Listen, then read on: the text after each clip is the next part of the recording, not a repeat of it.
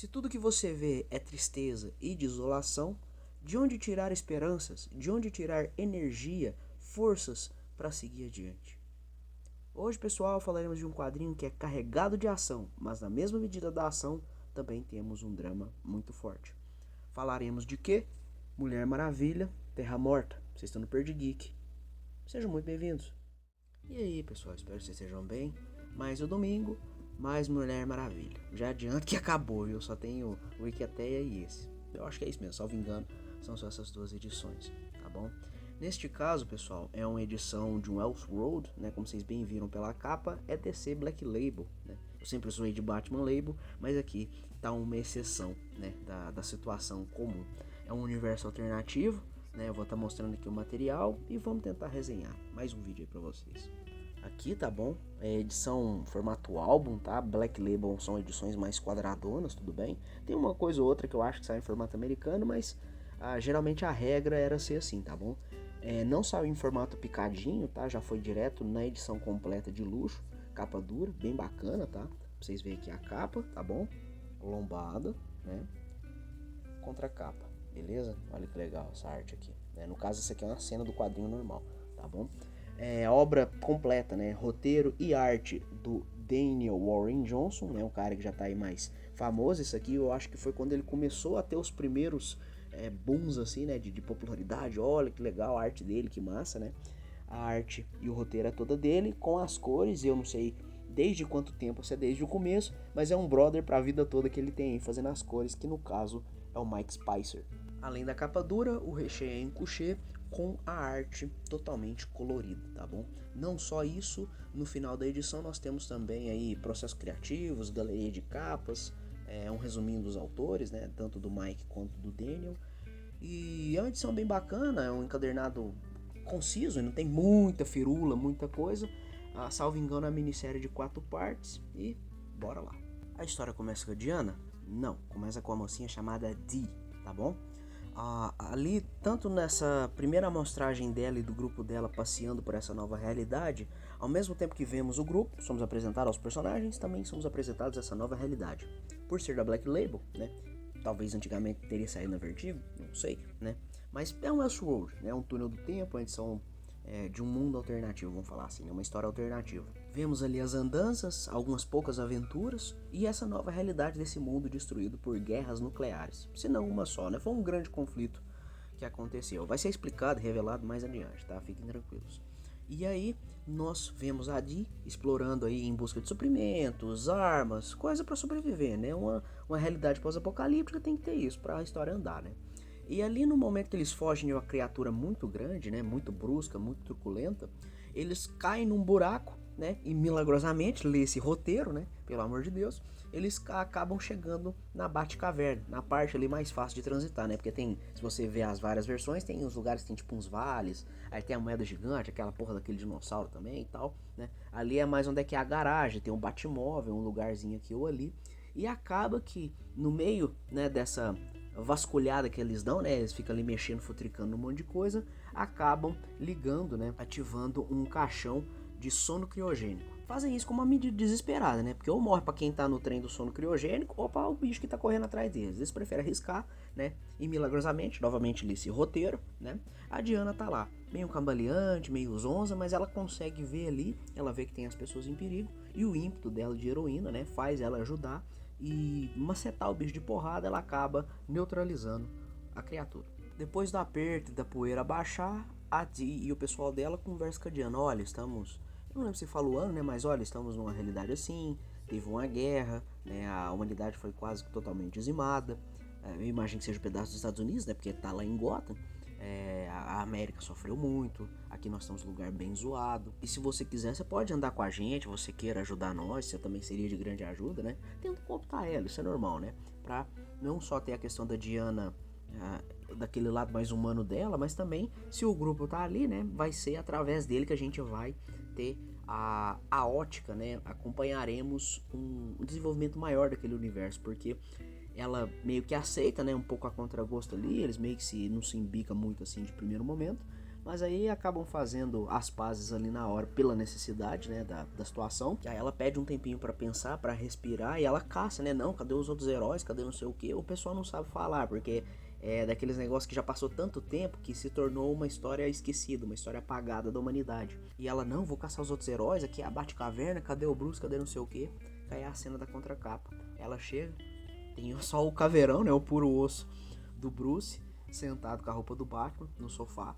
E ela olha, que é como eu falei, a cena da contracapa. Ela ajoelha e chora de desespero, porque ela vê o tamanho da desolação, o tamanho da destruição que se abateu sobre a raça humana, talvez, porque tem uma galera viva, né? Mas principalmente por aquele pedação de terra que ela tá. Passado o choque, né? Que ela fica, meu Deus do céu, o que aconteceu? Não sobrou mais nada, né? O que tá acontecendo, pelo amor de Deus? E ela vê que agora ela é mais necessária do que nunca. Não só pela questão de proteger as pessoas, mas por que não também de unir os povos. Porque parece que um dos lemas de bem antigamente, ela é, digamos assim, para ela proteger o homem do mal do homem, o negócio do patriarcado, né? Que tem a ver com as raízes da criação dela lá atrás, por conta do criador, né? Caso você não saiba, inclusive, né? Acho que é William Moulton Marston. Ele é o cara que fez o Detector de Mentira. Ele era adepto da bigamia, chegado no BDSM. Ele é um cara meio viradão, assim, meio porra louca. É uma história até curiosa, tem livro e tal. Depois vocês pesquisem por conta própria. Nesse lance do próprio patriarcado, né? E não é, lacração. Não, tem a ver com a personagem, não tem o que fazer, bicho. É 1900 e tanto, isso já existia, tá? O autor ele era bem pra frentex, se você parar pra ver nesse sentido. Mas nesse caso aqui na história não tem politicagem, não povo fala de lacração, não. É só o que eu tô falando como ponto de partida, tá? Dos ideais dela. E ela vai partir nessa jornada ao longo ali do mundo, né? Do que essas 4 edições, pelo menos, nos prestigia, nos proporciona. Vai passar por diversos lugares, vai topar com outros personagens, né? Ela vai ver a Mulher Leopardo, mais pra frente ela vai voltar pra Temícera, só que numa versão não tão agradável do que ela lembrava, né? Proporcionalmente, né? Em matéria de comparação, ela lembra de uma coisa e agora tá outra. Um momento de baque, assim, do que acontece, por que as irmãs amazonas dela ficaram de um jeito X. Ela fica também bastante impactada. E não só essa questão dessa road trip, né, essa viagem zona pela estrada, vai também ter esse lance dos reencontros, esse lance da Temícera, que vai ter algumas reviravoltas.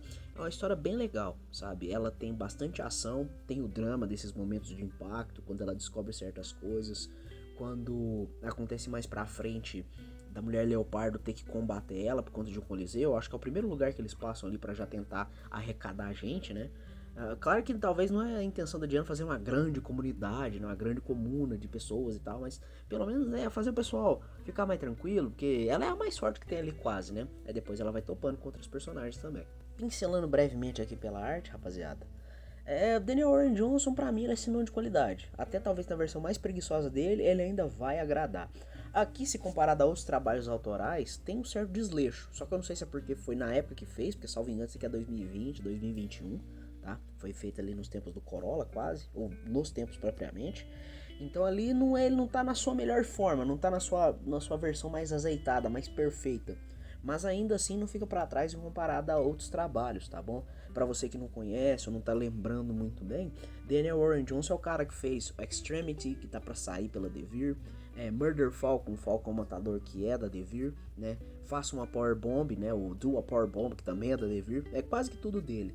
Salvo uma coisa ou outra, igual ele fez ou tá fazendo uma série recorrente dos Transformers, né, daquele Energon universo, né, o universo Energon, que é a junção de G.I. Joe com Transformers, tá saindo pela Image. Uma outra coisa assim, essas paradas mais autorais dele ficaram na Image nos Estados Unidos, e aqui é quase tudo, para não falar tudo, da Devir. Esse caso da Mulher Maravilha Terra Morta é uma exceção porque chamaram ele, né? Se não me engano, ele também fez colaboração numa história que foi a que ganhou ou que concorreu a um prêmio Eisner de melhor história curta do Superman, naquela antologia de vermelho e azul, né? As cores dele do compilado é esse, né? Porque tem Mulher Maravilha, preto, branco e dourado. Tem aquelas da Marvel que em vez de ser vermelho fala que é sangue, né? A do Superman ali, ele participou junto de outros artistas. E quando não é ele fazendo coisa autoral, é ele ajudando em algum editor ou algum short story, né? Ele é um artista de um traço bem legal, o traço dele é muito competente. Aqui tá bacana, principalmente nos momentos de ação, tá? Porradaria muito bacana, cheio de Ashura, uma grande influência do mangá aí, creio eu, né? O dinamismo que você vê mais nos mangás também, nesse tipo. Uma coisa que eu poderia falar, além de não ser só essa questão de ser a melhor versão dele, que a gente não vai ver aqui, mas ainda assim é muito competente, é que os fundos, alguns cenários não estão muito bem detalhados, um monte de rascunho, um monte de rabisco, sabe? Você fica meio... seja porque, tipo, pô, você podia ter empenhado um pouquinho mais aqui, Daniel, né? O Warren Johnson que eu falo. Você podia ter esforçado um pouquinho aqui mais, ou aqui faltou um refinamento, né? Um esmero a mais, porque tem cena que você vai olhar, beleza, que tem coisa que é chulo, que é como se fosse o movimento da câmera fazendo assim, né? Mas tem certos momentos que a câmera tá estática, né? Do nosso ponto de visão, e você vê um monte só de pinguinho, de coisinha, que realmente não precisa ter um puto trabalhão de fazer um fundo. Mas pelo menos tem um pouquinho mais de ânimo, né? Um pouquinho mais de esmero. É um trabalho conciso, no universo alternativo, uma arte competente. Novamente, não é a melhor versão dele, tá? Mas ainda assim é muito legal e compensa certamente pelos combates. E quando é pra ter o desenvolvimento, uma coisa ou outra assim também é legal. O que eu tenho também de falar, assim, não só a questão da arte, um defeitinho que eu vejo no roteiro, isso é minha opinião, né? Claro que isso aí a gente pode tudo botar na conta do universo alternativo que se exploda, não é a versão normal, então que se lasca, né? As regras são outras, as bases são outras, a gente que se foda. A forma como ela faz ali os embates, eu não vou falar não pra não dar uns spoilers, mas como ela vence certos combates que vai fazendo um flashback, uma coisa ou outra, me pareceu tanto quanto forçado, mesmo quando ela destrava o bracelete, que é o inibidor de poder, né, o que solta de uma vez, se não me engano isso é coisa até dos 952, posso estar enganado, tá? Mas quando ela vai de uma vez assim, pra depois lá no final, que inclusive é isso, parte disso que desemboca na guerra nuclear, né, na hecatombe final ali, até ela ressuscitar depois, que é o começo da história, me pareceu um tanto quanto forçado, mas talvez foi a única forma do autor conseguir botar aquilo para a história rodar, né? Poderia ter sido feito de uma outra forma, através de outro recurso, né? Cansando o personagem que ela combate.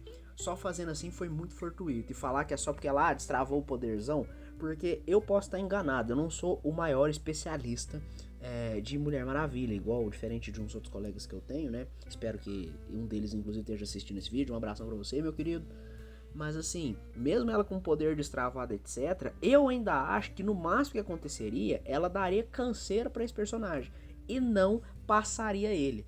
Mas ainda assim ela teve que bater muito e tal, porque não entra muito na minha cabeça ela ganhar ao ponto de sapecar esse inimigo, não é bem um inimigo, né? Esse oponente que ela teve no flashback. Daniel Warren Johnson é um autor legal porque quando ele tá inspirado, quando ele tá com paciência, né? Como eu brinquei, acho que aqui pra descer ele fez um pouquinho de pressa. Ele consegue entregar bons momentos de ação, sabe?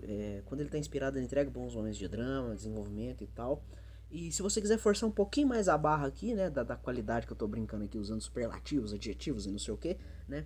É que aqui a gente também consegue ver, claro que assim é meio nas coxas, porque foi a minissérie, tem que ser feito correndo e tal, né? Só para apresentar o universo também. Mas você consegue, se você quiser, ver de uma forma que a história também mostra aquele lado da natureza do homem. E aí eu falo humanidade como um todo, não a questão só do sexo masculino, né? Aquele lance da agressividade, natureza belicista e como é a relação da raça humana perante o seu meio, perante a natureza, né? Porque é aquele negócio, até uma mensagem um pouco batida, mas é legal às vezes falar, né? De como não dão o devido valor para as relações interpessoais e também, por que não dizer, para a natureza. Mas não é aquele negócio pau mole não, tá? É como não dão esmero para as coisas de real valor na vida que muitas das vezes passam batido. E é isso, pessoal. Me desculpe qualquer coisa, fiquem com as artes aí e nos vemos no próximo vídeo, tá bom? Qualquer live, etc. Beleza? Um beijo, um abraço. Tchau, tchau.